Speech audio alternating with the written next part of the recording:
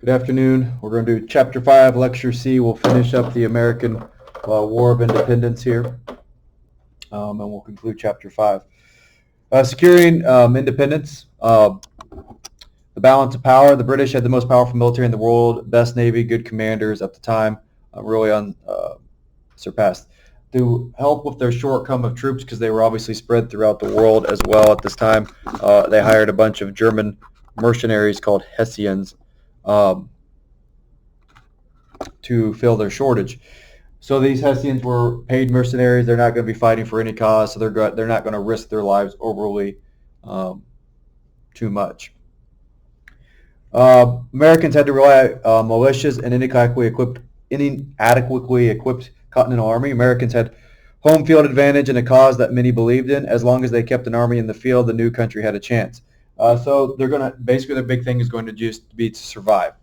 Despite the British advantage, to conquer the colonies would be very expensive. The British did not have the stomach for a long war that had taxes to pay for it nor death. And France was eager to help the British be defeated to give them an upper hand as well. Securing independence too. Blacks in the Revolution. At the beginning, Washington refused to accept black recruits, changed his mind after Lord Dunmar's 1775 proclamation. Some 5,000 blacks enlisted in state militias and the Continental Army and Navy. Some gained freedom by fighting in service of their masters. So some masters that didn't want to go to war, they would send their slaves and thus would free them in that course. Except for South Carolina and Georgia in the South, there was really no slaves or free happening there. First years of the war. Securing independence 3. If the British commander Sir William Howe had been more vigorous at the onset to defeat Washington, he might have nipped the rebellion in the butt, but he was very slow. Washington abandoned Boston and was unable to defend New York, and thus will be forced to retreat from New York. Washington managed to avoid direct confrontation with the British, though if Howe had pursued him, he might have been able to overcome him and force him to surrender. Washington managed to avoid the direct confrontation. This is known as a Fabian tactic. So a Fabian tactic is named after a general from ancient Rome, in which the Roman general would never directly engage in his enemies. I think it was, if I remember right, it was Hannibal who he was fighting, would never directly engage in the superior force. He'd always fall back. In this method, a small inferior force simply survives by always retreating and wearing down the bigger enemy.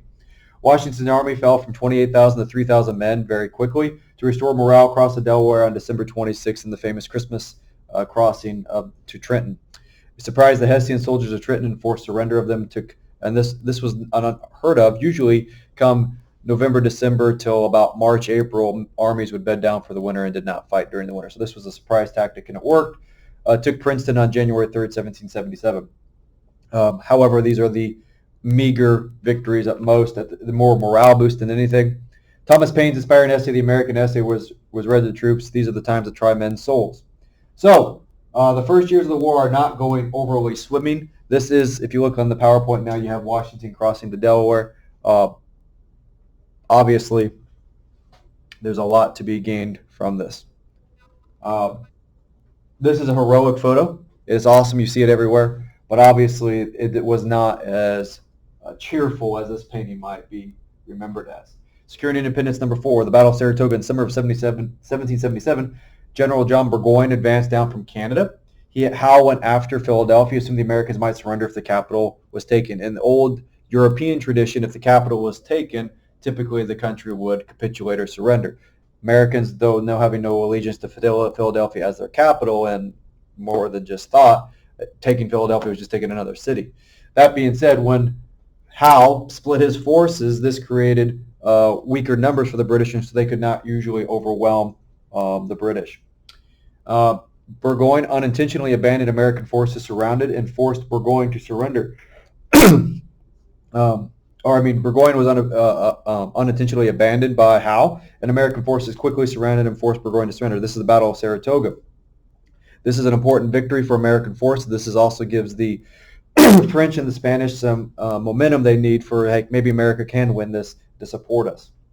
American military will winter in Valley Forge, the terrible conditions and just the whole horribleness of it. France in 1778 after the Battle of Saratoga agreed to help Americans, and the Spanish did as well, though they were only put the French on defensive or put the British defensively around the world. And they were only an ally of the French, not Americans technically. So the Spanish were helping the French, not necessarily the Americans, but by default would help us. Um, the war in the South, the British hoped to capitalize on the social tension between the rich and the poor farmers and the heavy pro-crown support in the region. A lot of the upper class did enjoy their lifestyles, but the poor there lived horrible lives, and so the British were trying to get an uprising against the rich. General Clinton took Charleston, and British forces took Savannah. British victories, though, could not completely defeat the Americans. Benedict Arnold at this time will defect to the British. A bloody civil war erupted in South Carolina, North Carolina, and Georgia between like these social classes. So there's not necessarily pro-British, pro-rebels. More it's pro-me, and it's a civil war of most aspects. It's pretty bloody.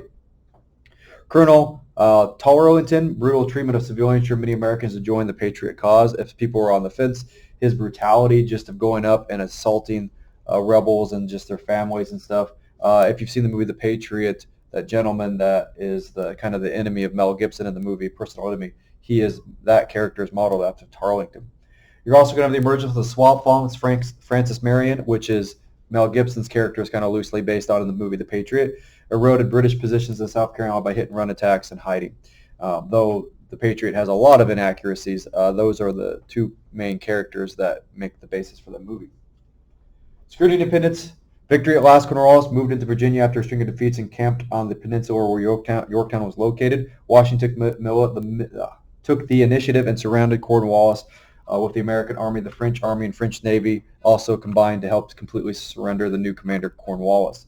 More French were involved than Americans in this battle. At the Battle of Yorktown, though not very long, Cornwallis will eventually surrender, and the British support of the war had eroded back, and finally they agreed to end the war and let the colonies break away. The Treaty of Paris will be signed a few years later, officially ending the war and having America gain its independence. Americans gained a great deal of control in North America at this point, and as we go through and get into Chapter 6 later on and the revolution within and looking at the changes societally after the war, you're going to see that the American War of Independence will end, but the revolution is going to continue on, in which social changes, how things are done, governments and all that is going to continue on for several more years.